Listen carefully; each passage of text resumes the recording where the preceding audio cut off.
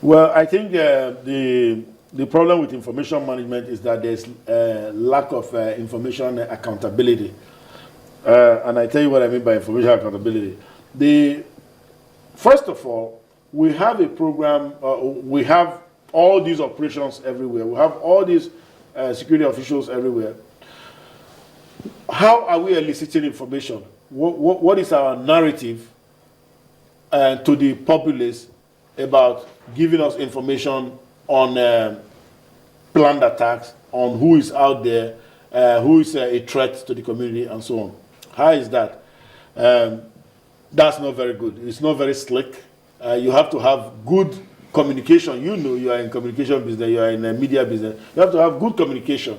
You have to call somebody like Imana to speak to people and get them to listen and, you know, kind of, I'm saying through the media, the communication I'm saying is through the media, through NOA, National Orientation Agency, through public film shows, because those rural areas, you need that. But the problem is these guys, they are scared, I believe, to go into those areas. That's one level. You need to elicit, you need to get the information. Now, when there's information out there, how is it transmitted? To whom is it transmitted? To what number, to what agency? There's a failing there also, because we don't have a national 911 system.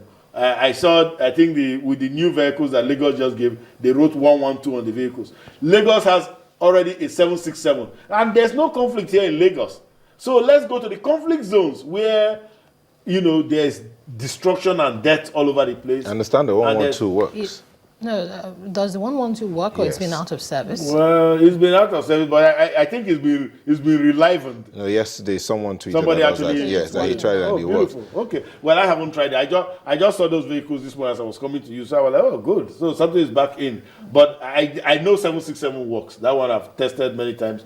But aside from that, now, this is Lagos. This is still civilization here, for goodness sake. Let's go to Borno State. Let's go to Adamawa State. You know, where there's still a shooting war going on, where there's a military checkpoint in every you know, in every interval there. So now, and many places don't have power because it's been destroyed, or even there are rural communities, there's no power. So what is the program to get that information? Now, I don't know, you and I had this conversation some time ago, I don't know if you remember, and I said to you that we can have what we call a force multiplier program, a situation where you give capability to people, even if it's just a panic button, such that when there is an attack in their place and that panic button is coded, when there's an attack in their own community, they press it, it goes into a central station somewhere, it alerts the military. Because what these guys do right now, and I'm sure you saw an attack within last week, they go somewhere, in the last week, they actually went somewhere and selected the young ladies and took them away. Is that Chibok 2 or Chibok 3? You know, they just went there and took them away and then, you know, did whatever they wanted to do. And they did this in several hours. But you cannot blame the military because they were not informed. So that's information. It's not the transmission of the information. How does the information get? Now, accountability. Who is getting the information? Who is getting the information? And how do you know that that person got the information? Such that if the person didn't respond, there will be action from a superior personnel. You understand? So there are so many steps there. And then, of course, after they get the information, what about the response? Because in the response, you must worry about what we call force protection. The personnel, the military personnel or the JTF personnel that's going in there, they must be secure themselves or they will not live to fight another day. So you must worry about certain things. First of all, is it a genuine information? Yes. Or is it a Boko Haram subterfuge to lure troops into an ambush? So these are concerns. So how do you verify genuine information? So you see, this is why I said that in Nigeria, we don't know and name everyone. Because if we could know and name everyone, it would be easier. Yeah, go ahead. We've had cases where, let's use the Paris attacks as an example. Yes, ma'am. It took just a matter of days for the ringleaders of these attacks to be routed and killed by the French government. And we've had calls from our president where he's always consistently calling for international cooperation.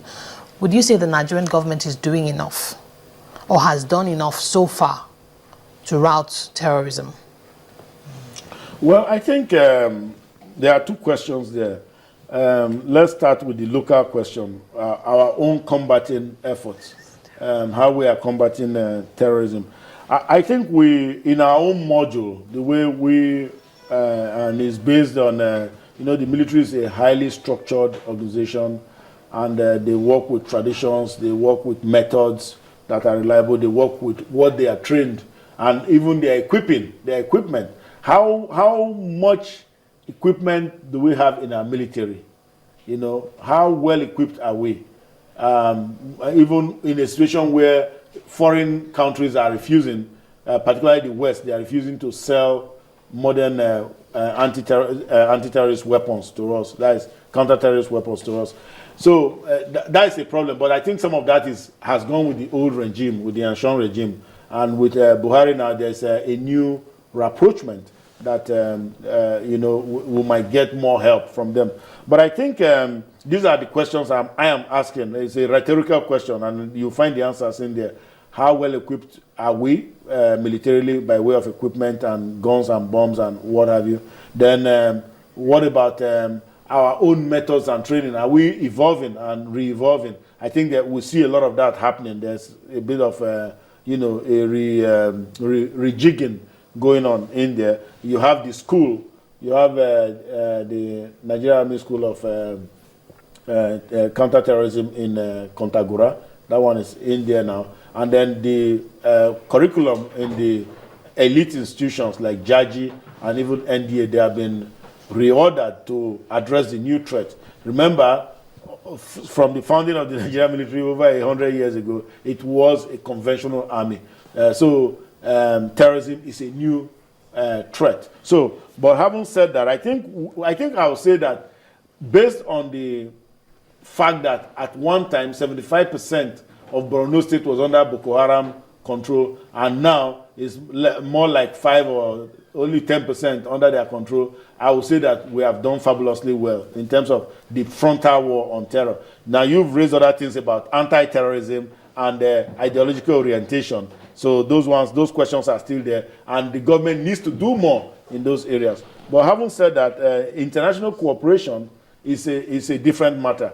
I think with the posture with President Buhari, or the performance with President Buhari has been better, because he has gone out, he has said that he has made it his priority right from the first day on the job that I'm going to see my neighbors who are helping me fight, and I'm going to engage the West. So he has been doing that very effectively.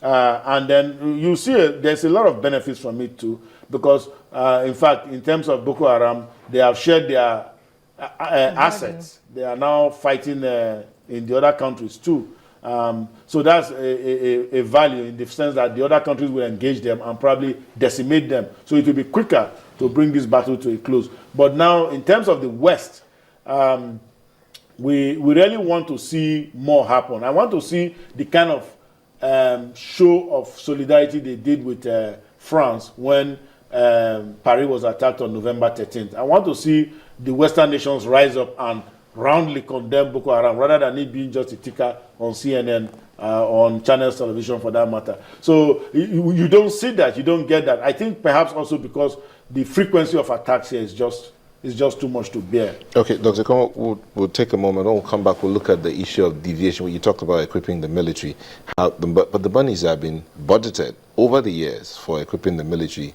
appear to have been deviated somewhere else. So we'll look at that, how to curb that.